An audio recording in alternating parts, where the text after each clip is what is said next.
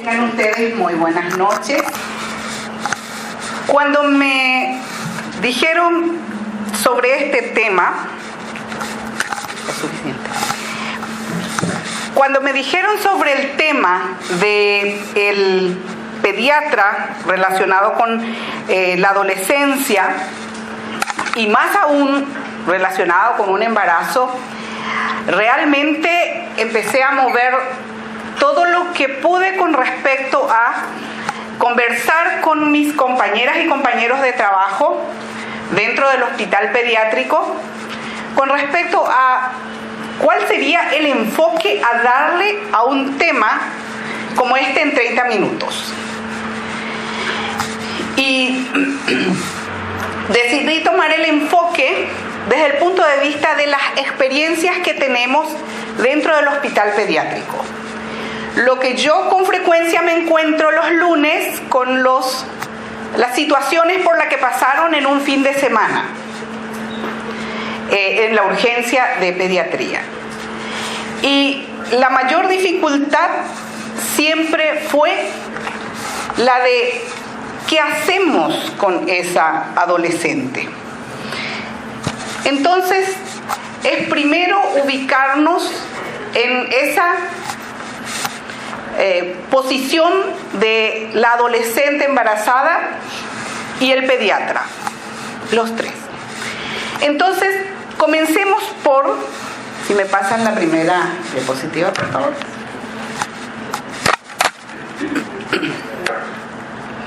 Comencemos por definir, aclarar conceptos y definir qué dice la Constitución Nacional con respecto al sujeto de derecho que vamos a manejar.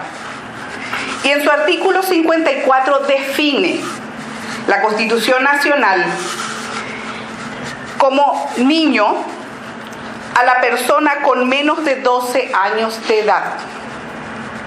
Y adolescente, la persona con 18 o menos años de edad, hasta 12.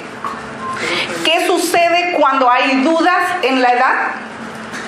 Se estima que tiene 12 años y si hay dudas entre 12 y 18 o más de 18, se le deja menor de 18. Siempre se baja. Pero ¿qué pasa más? Aparte de eso tenemos el siguiente. ¿Qué dice nuestro Código Procesal Penal? En su artículo, en su capítulo 6, Hechos punibles contra menores, en su artículo 135, dice que a los efectos de este artículo se entenderá por niño menor de 14 años. Entonces, ¿dónde está lo que decía la Constitución? Niño menor de 12 años. Y el siguiente, la Organización Mundial de la Salud define como adolescencia la etapa entre 10 y 19 años. Por supuesto, es biologista. Se estipula esto por el comportamiento de la morbilidad y la mortalidad de este grupo etario. Y para mayor practicidad, para fines operativos, se divide en adolescencia temprana y en adolescencia tardía. Dentro de todo esto se mueve el pediatra cuando recibe a un paciente. Sí. Y vamos a definir lo que es el embarazo en un adolescente. Se define como la gestación de una mujer de edad considerada entre 10 y 19 años, independientemente de su edad ginecológica. Y es ahí el punto. La edad ginecológica habitual se cuenta a partir del primer día de la menstruación. Y se ha visto casos, y se tienen los registros del país, casos de niñas que se han embarazado sin haber menstruado. Entonces, ¿qué nos determina la edad ginecológica? ¿La menarca o el desarrollo de Tanner? En el desarrollo de Tanner se estipula que cuando se llega a un desarrollo de Tanner de mamas a nivel 4 es lo que se produce la menstruación. Pero ¿y si aún no se produce, ya se produjo la ovulación y ya hubo un embarazo? Entonces, el siguiente, ¿qué es lo que vamos a posicionar? Cifras, ¿por qué es importante tomar en cuenta el tema de adolescencia y embarazo? Tenemos las cifras internacionales, en las cuales tenemos 16 millones de chicas de 15 y 19 años, y entre ellos 1 millón de niñas menores de 15 años dan a luz cada año. Son las que aumentan el cinturón de pobreza en varios países del mundo. Las complicaciones del parto y del embarazo y parto son la segunda causa de muerte. Cada año 3 millones de mujeres de 15 a 19 años se someten a un aborto en riesgo. Y los bebés de madre adolescente, y sabemos por nuestra experiencia, los que hacen salud pública, los que hacen hospitales públicos, son los que con mayor frecuencia ingresan a los servicios hospitalarios, más aún a las unidades. El siguiente, por favor. ¿Qué pasa en nuestro país? En nuestro país, en el Departamento de Bioestadística del 2009, que es lo que ya tenemos cerrado como dato, tenemos que la tasa de embarazo en adolescentes de 15 a 19 años por nivel socioeconómico, en el más bajo es mayor, 14%, mientras que en los estratos elevados es menos, 5%. ¿Qué elemento tenemos ahí como indicador que pueda cambiar eso? La pobreza, la falta de oportunidades, o sea, un elemento estructural. ¿Corregirlo cómo? Tenemos también que la tasa de mortalidad materna es de 25 por cada 100.000 nacidos vivos en Paraguay, y el porcentaje de las muertes registradas, 17.19%, fueron en menores de 19 años. Lo que nos habla que necesitamos vigilar un embarazo en adolescentes de cerca. Cantidad de nacimiento de madres jóvenes de 14, cantidad de nacidos de madres niñas de 10 a 13 años, 538. ¿Están en los periódicos? ¿Están en la prensa? ¿Dónde están estas madres? ¿Quién hizo la denuncia? ¿Quién investigó? ¿Quién indagó? ¿Hasta dónde conocemos como profesionales médicos nuestras obligaciones legales? ¿Hasta qué punto trabajamos en la protección y velar los derechos de esas niñas que tuvieron bebés? Y la cantidad de nacimientos de madres jóvenes de 14 a 19 años, 20.191 niños que tienen una alta probabilidad de ocupar camas en nuestros hospitales. El siguiente. Yo pensé en qué incorporar. En 30 minutos no les iba a convertir en ginecostetra. Entonces, ¿qué es lo que nos está faltando para poder hacer un poco más llevadero esto? Y es el enfoque de derecho en nuestra práctica profesional.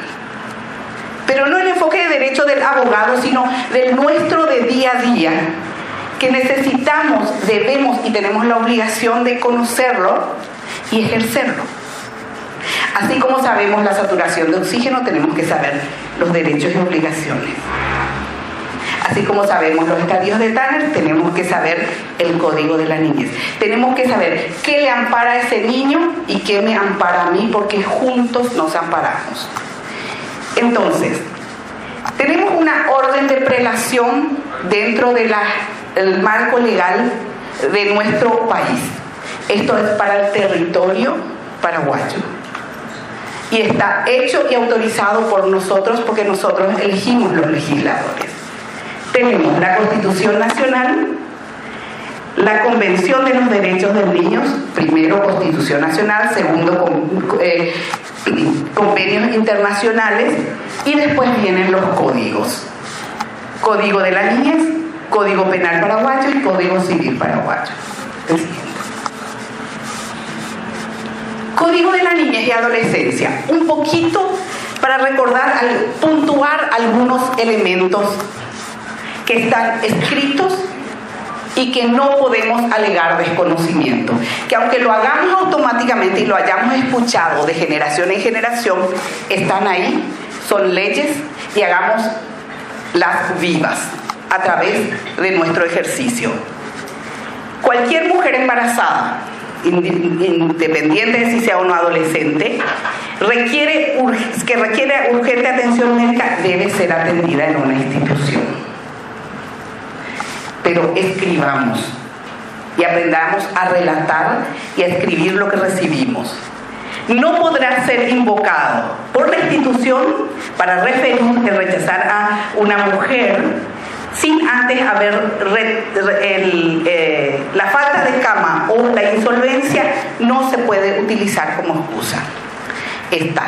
No necesitamos que venga primero un juez a decirnos, porque está escrito.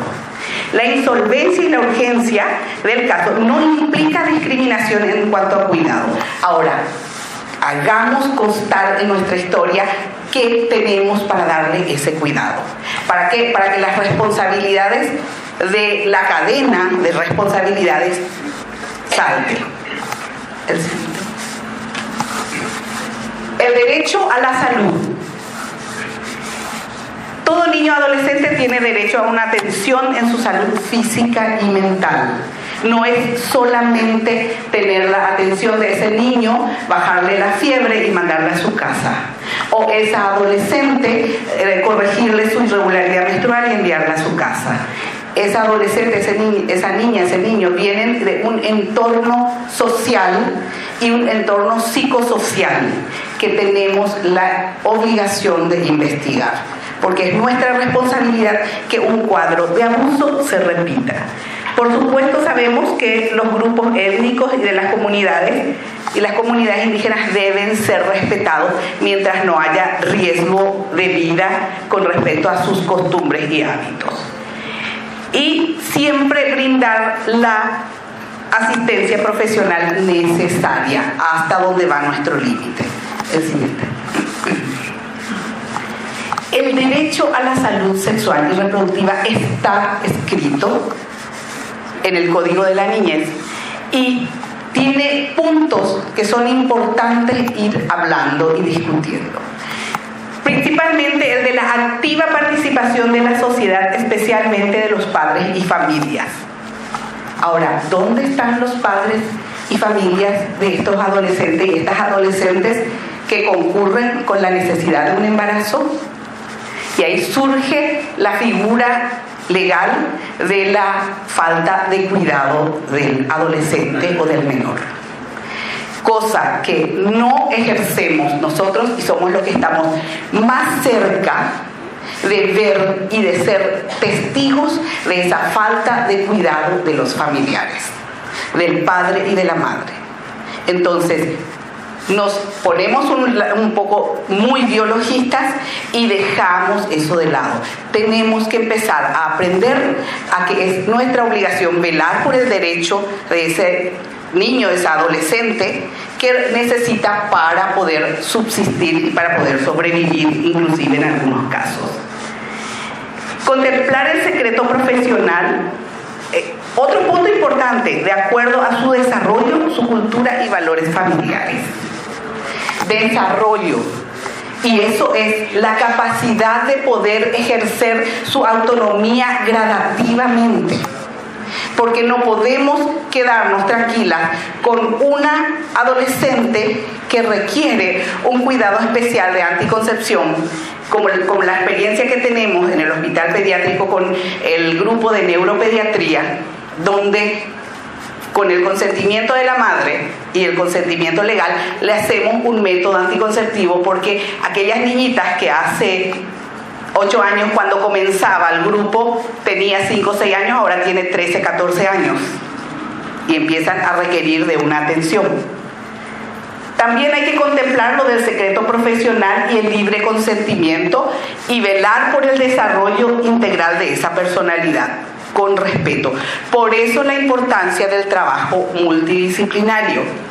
El psicólogo que trabaje en desarrollo psicológico del adolescente y la adolescente. El siguiente. ¿Qué otra obligación, qué otro elemento está consignado? Los programas de salud pública. Fuimos desde lo que somos nosotros, lo que son la familia y ahora vamos al Estado. El Estado debe proveer gratuitamente la asistencia médica odontológica, los medicamentos, las prótesis y los elementos necesarios para que estos adolescentes puedan tener tratamiento, habilitación y rehabilitación. Y no olvidemos que dentro de la salud sexual y reproductiva debemos evitar un segundo embarazo si es que el primero ya no lo conseguimos. El siguiente. De la intervención quirúrgica, porque recuerden que a veces nos vemos en situación de que por urgencia ingresa un adolescente con pérdidas rojas, tenemos que meterle a quirófano y eso está todo estipulado. El siguiente.